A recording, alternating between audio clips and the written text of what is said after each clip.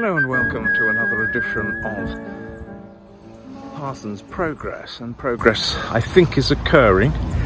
I'm stood at the back of the house. You'll remember the gully was about, I don't know, 20 foot deep in garbage, bits of trunk and brambles and branches and all sorts of forestry detritus that went up well above the gutters of the back of the house. Anyway, Paul's here today and he's been hopefully going to finally clear.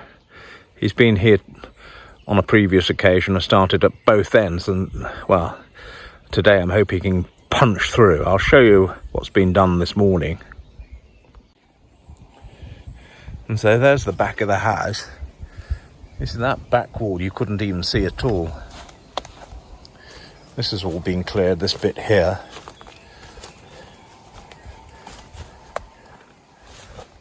But almost there. There's still that brush and the odd branches.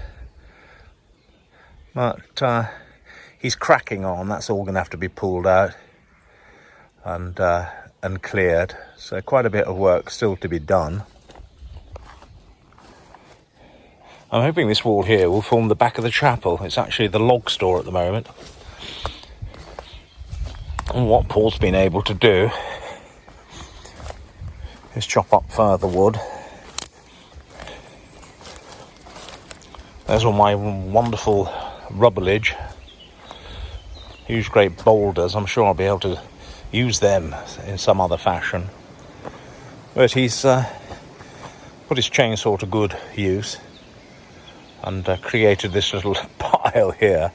But look at this. This is some of the stuff that's come out from the... That's as tall as me. Look at it. Extraordinary, isn't it?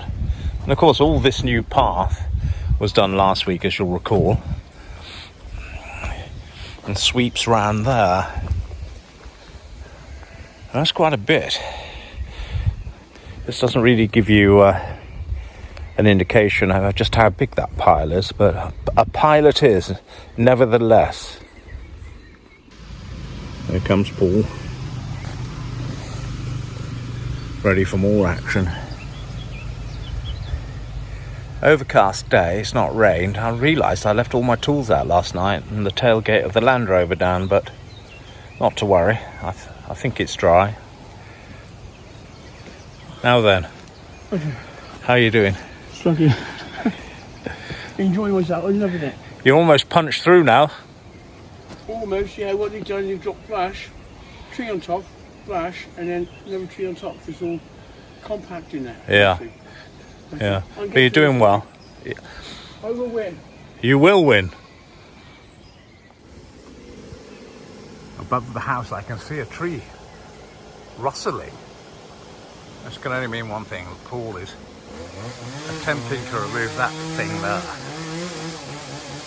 We'll see how he's getting on. I'll pop round the corner and have a look at it.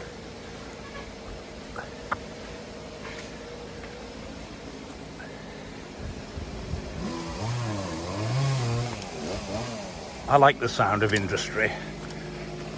I've got to be careful I don't end up with a tree falling on my head, although it's not a very big one.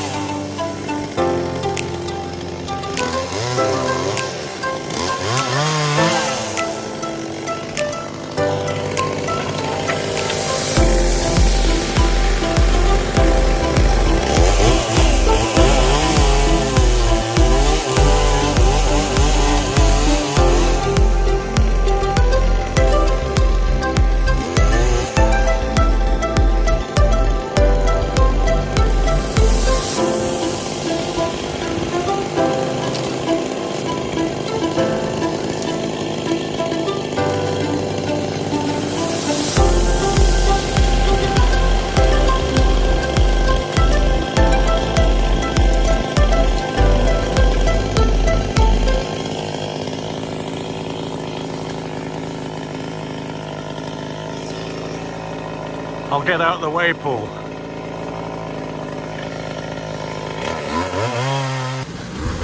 Well, that's that one down.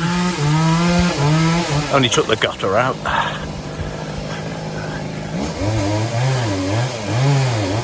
And that was pretty knackered anyway. More brush. I'm now above the house and the gully is beginning to appear. A previously hidden one. And what's rather nice is that there were some trees on the end of the house. They were just sort of resting on the ridge line, the roof line.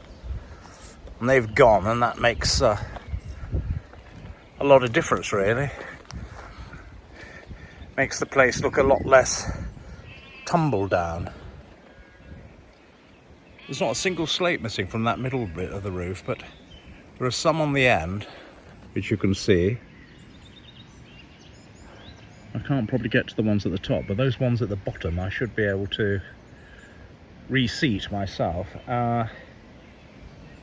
One missing on the other end of the house, the workshop. But all in all, we're getting there slowly. Look at that. Some of the bricks have come out of the chimney. It won't be long before the rest of that goes if I'm not careful.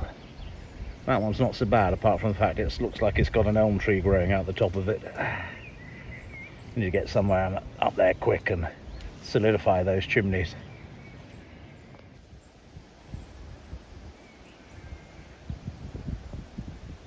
Look at all that lot. All come out of the gully.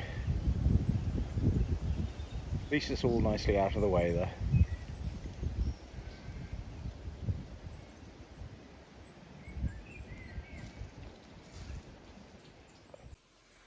So this is the back gully now. Not quite cleared. Still that garbage on the floor. But I can crack on with that and get that moved. It's a slow old process. But at least there's daylight at the back now. And it's not filled with all that brash and loggage. Right, I better get in the cottage now and address my public. Good evening, my friends, my wee congregation, my parish of misfits and mavericks. Good evening.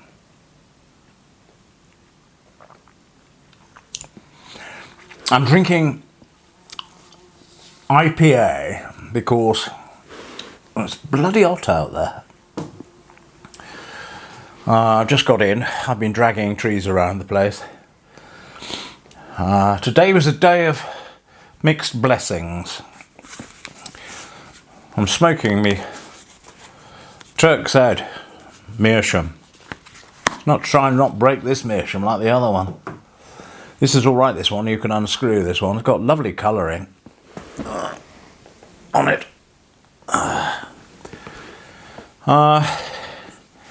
Day of mixed blessings. I woke up to sort of pandemonium, really. I'm going to put in my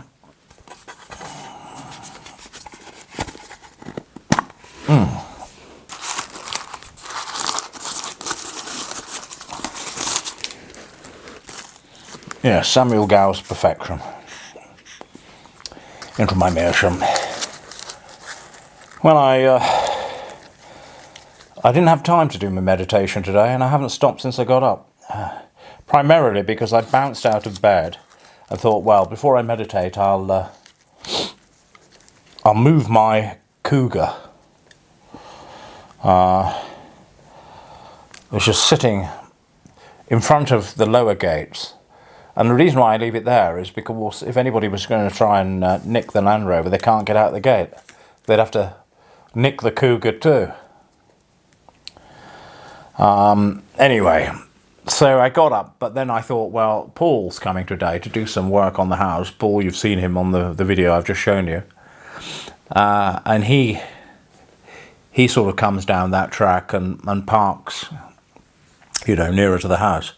So I thought, well, before I go and meditate, I'll just get out and I'll just move the car. Did it start? Did it hell us like? flat as a pancake. And bearing in mind, you'll have seen a video not a week or so ago, 2 weeks, where a brand new battery was put in by the RAC. And I have been out in it since. So the bloody thing was immovable as well. It weighs a ton. And it was stuck there, so Paul can't get in, I can't move. And in the end, we manhandled the thing a little bit further back so he could get in, and also it means that now I can get out with at least my Land Rover. My initial panic was that I thought, God, I've got 2 useless cars now. I've got a Land Rover that can't get out of the gate because there's a cougar in it, and the cougar's dead and can't be moved. I did try to get the bonnet open. I think Americans, you call it a hood.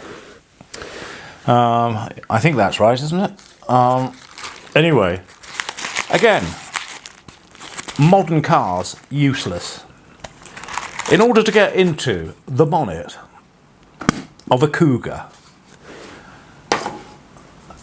well, you have to open the Ford sign, which swivels open, revealing a little keyhole. You then have to break to pieces your keys, you know, the housing, whatever they call it, and retrieve a silly little key from that. You then have to put it in and it never works, so I have to use pliers as well, because you don't get no purchase. You've got to go one way, then you've got to go the other way, and then, you know, hopefully it will spring the blessed thing. Who invents this? I mean, how much was the man paid who invented this load of crud? So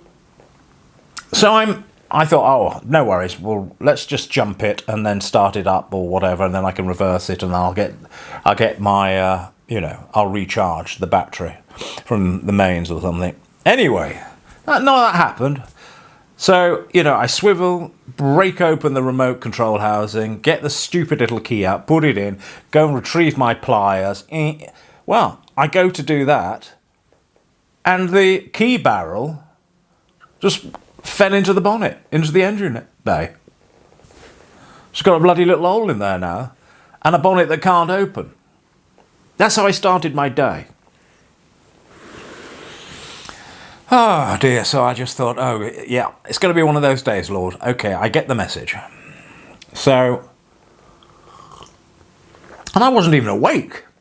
I literally had been asleep minutes earlier when all this chaos is going on.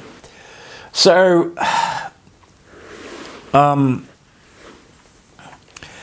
I then thought, right, well, Paul, give us a hand and let's get this thing back so you can get in and I can get out with the Land Rover in an emergency. Thank God I've got the Land Rover.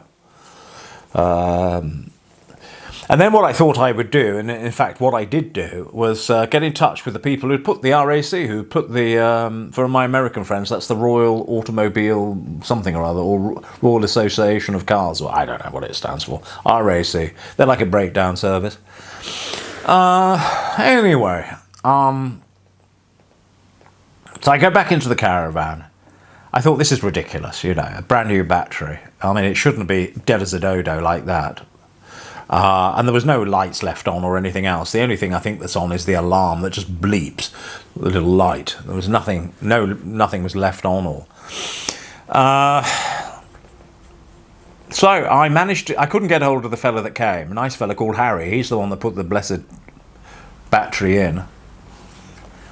So I got a hold of central office or whoever. I could hardly even understand a word the man was saying. I don't know what accent that was.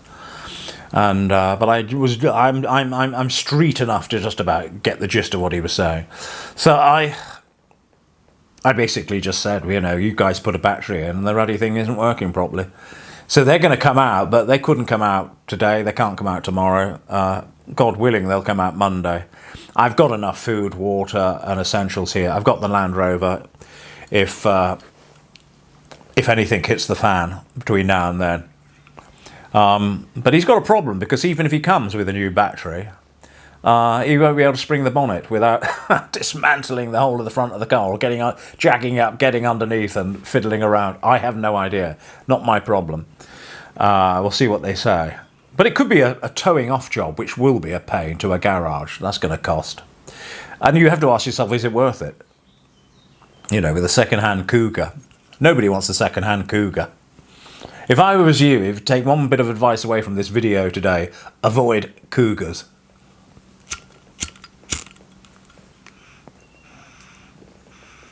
So that's how I started my day, friends.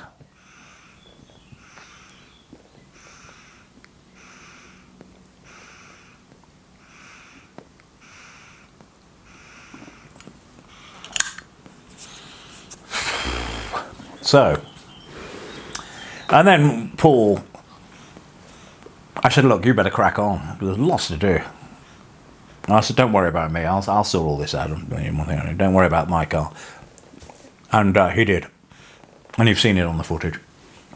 And nice to see that you'll have noticed the tree. Well, you probably weren't cognizant of the fact that there was a bloody great tree hanging over various branches off it on that end of the house, which gave the house a sort of appearance of being an entirely sort of derelict place from the road, which is what you don't want to do. You know, it just looked odd. So it's nice that Paul was able to remove that. And not easy clambering up on that bloody roof. I think we only lost a couple of tiles, and the tiles we lost weren't actually covering anything of any consequence. Just wondering, have I got my tamper? Probably not. It's in my pocket, probably. I'll use this twig instead.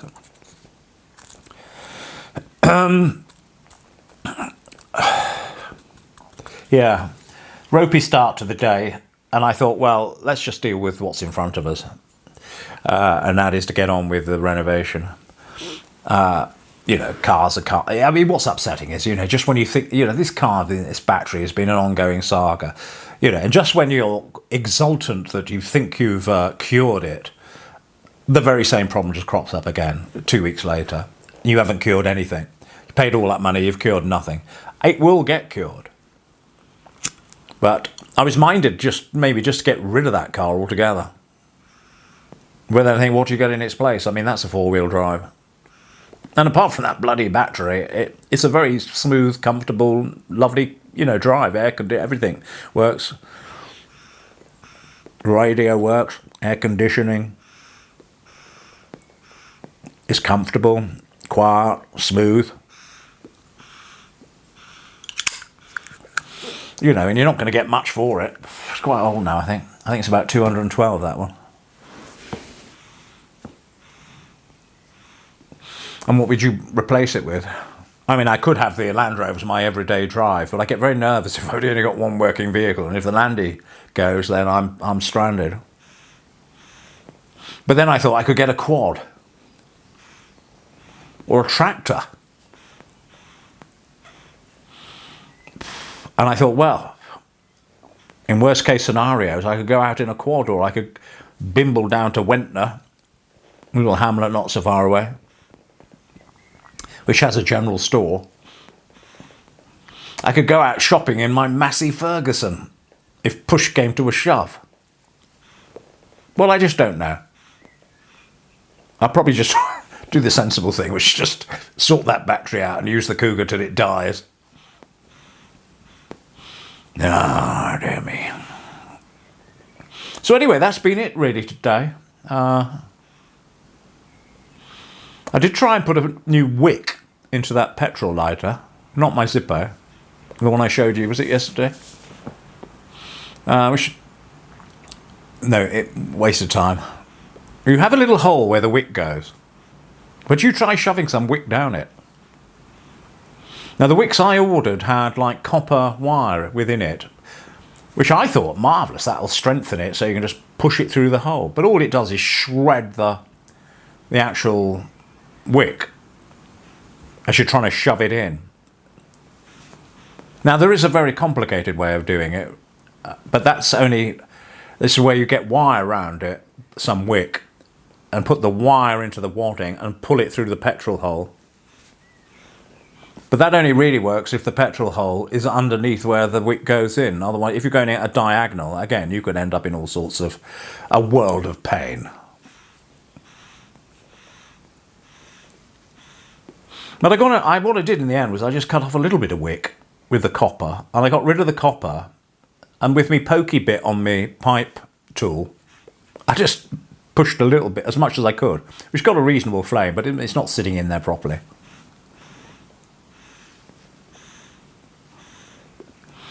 What I really need is a needle.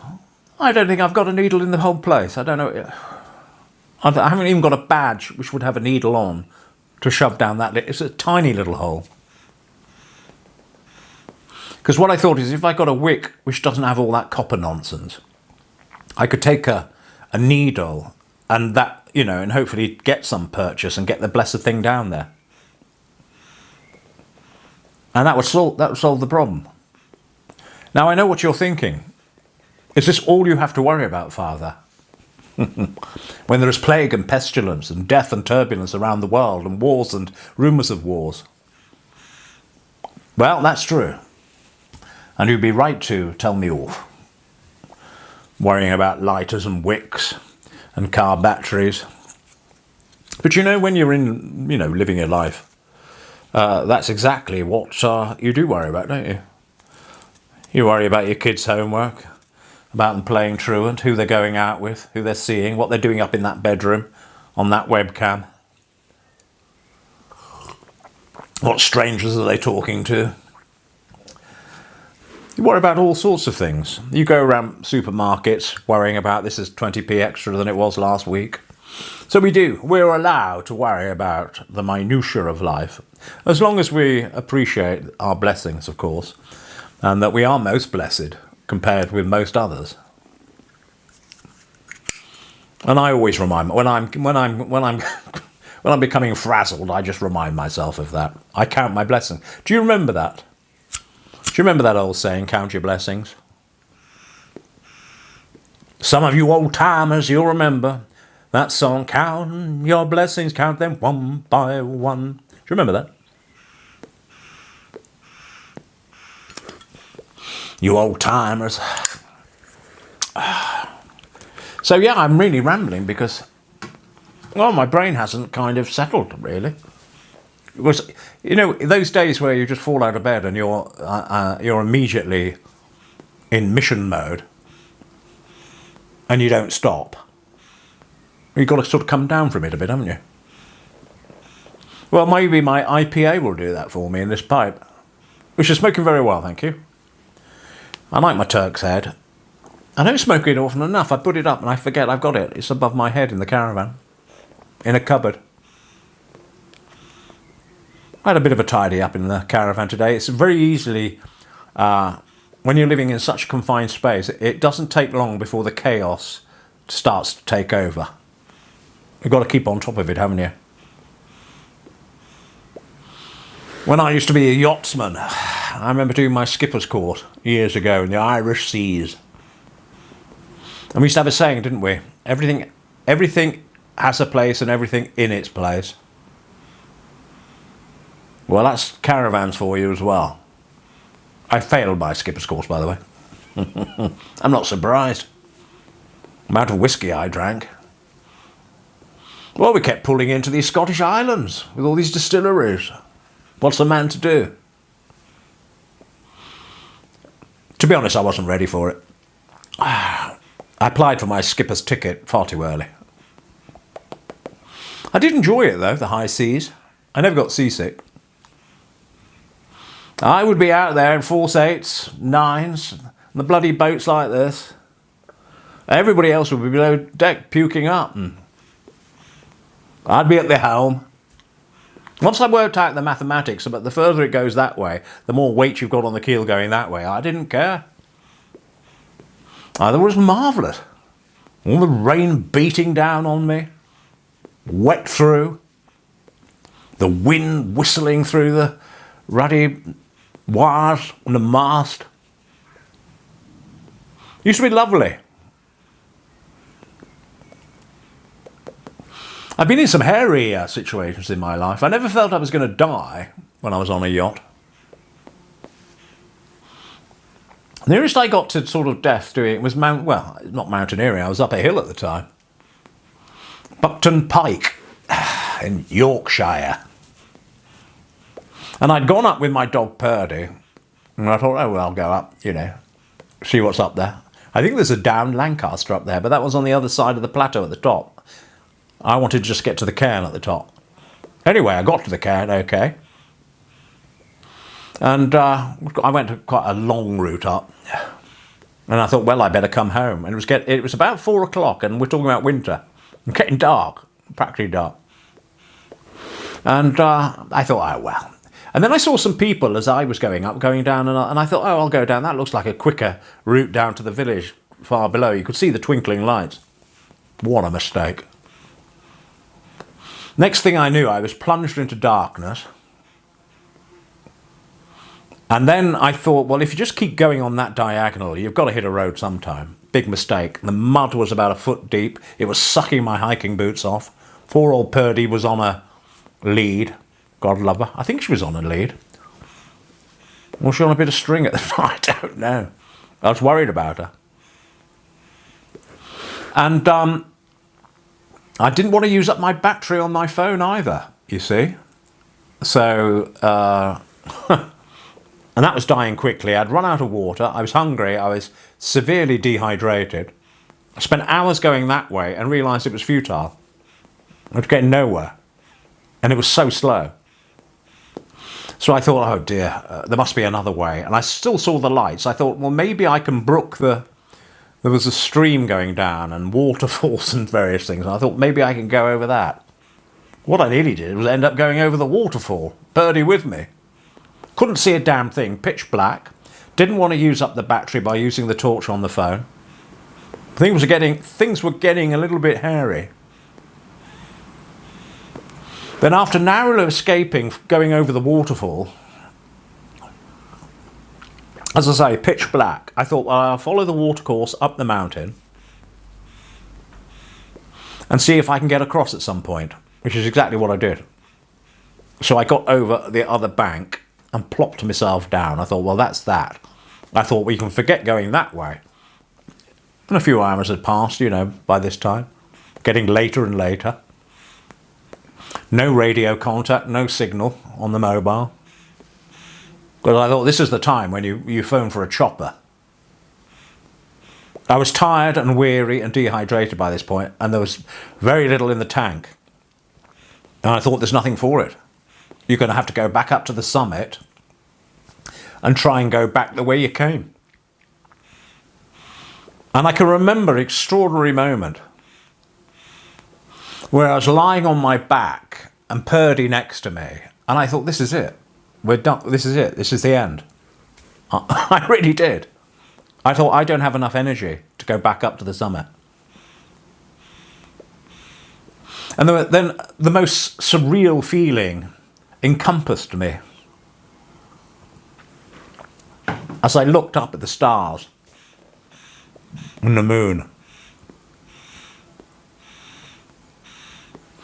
And I can remember feeling fear numerous times on that final leg, not least the going over the water. And it wasn't just waterfalls. I was walking along precipices, and the dog didn't know where the hell it was going. So I had to keep the dog safe, keep myself safe. So ultimately, we lay there panting together, Purdy and myself. And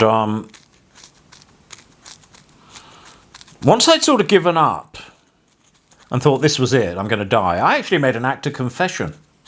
I thought, you know, this is it. I thought, what a way to die. On a hill with your dog. And I then made my sort of peace with the mountain and stopped looking at it as a foe, but rather as a friend. It was almost a spiritual experience. And I sort of got my breath back. As I say, by then I was so thirsty, but there was nothing to drink.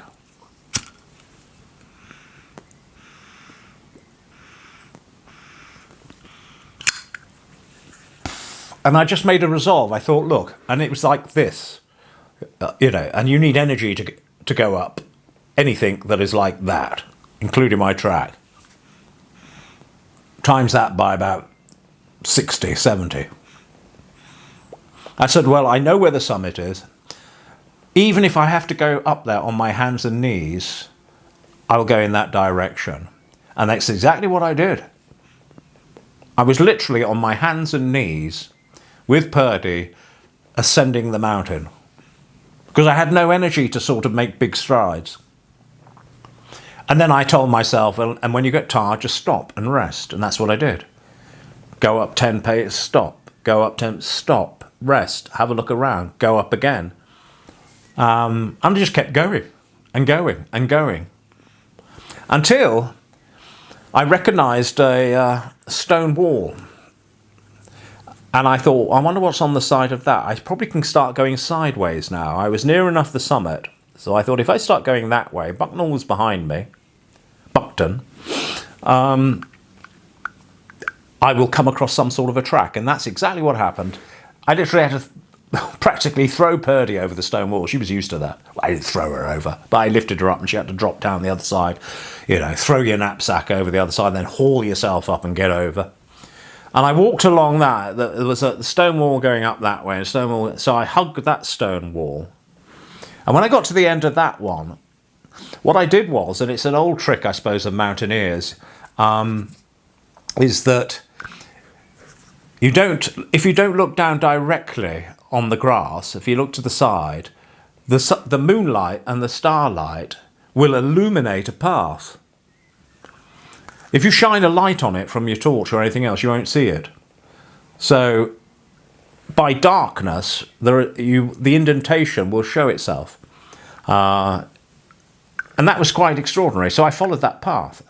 And by following that path, of course, it saved my life. I mean, my travails weren't over. I knew I wasn't going to die at this point as long as I didn't faint. So it only took another few hours. But I knew I was safe and it was all downhill. The only thing I had to do then was get across a ford again, where the waterfalls were coming down. There was a sort of a river. And practically with Purdy on my shoulders, I had to brook this river to get to the other side. Once I got to the other side of that, I was home and dry because I could see the church, I could see the village, I could practically see the car park where my car was, my little Mini I had in those days. Little Mini. And so that's what happened. And, by then, this feeling of euphoria was unbelievable. It was like being on heroin. And then when I got to the car, aching, put Purdy in the back, got me togs off, put all my bits and bobs away, found me keys, and put them in the ignition. Well, I didn't because it was a press button, I think. But do you know what? You get the idea. I just sat there for about 10 minutes thinking that I had just dreamt the previous, 10, 11 hours. And I then had to drive all the way from there back to my village in Yorkshire. And that was another 2 hours or so. But I didn't care. I had heat. I had some drinks, some soft drinks in the car. I was able to take some snuff. And I just thought, well, just take your time home. I was too happy to be alive. Driving 2 hours didn't bother me in the least. In warmth and with music on. And that was a remarkable sort of experience that I had. And so anyway, I don't know, I probably bored the pants off you. But that was a near-death, it felt like a near-death experience to me. When I got home, I had a look at, on my watch, what were they called? I don't know what it's called, but anyway, it does your steps. I'd done something in the region, was it 48,000 steps? I'd burnt 28,000 calories, or 2,800 calories. I mean, it was extraordinary. Human feat at my age. It wasn't that long ago. But it just shows you, doesn't it, when push comes to shove, what you can be capable of and what scrapes you can get out of. Right, I think I'm going to leave it there, fellows, because I haven't got my gong with me. I don't know what time it is. Stuff was done today, and that's always good when stuff gets done. Day didn't start ideally. Well, to hell with that. We'll live. I hope you're all having a better day.